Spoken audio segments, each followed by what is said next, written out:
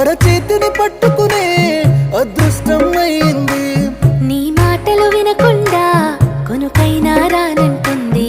నువ్వు ఎదురుగా నిలబడితే ఏదేదో అవుతుంది. ఓ పలుకుల చిలకమ్మ నేను కోరిన ఈ జన్మ, మాట్లాడే సిరిబొమ్మ నా బతుకంతా నీకమ్మా.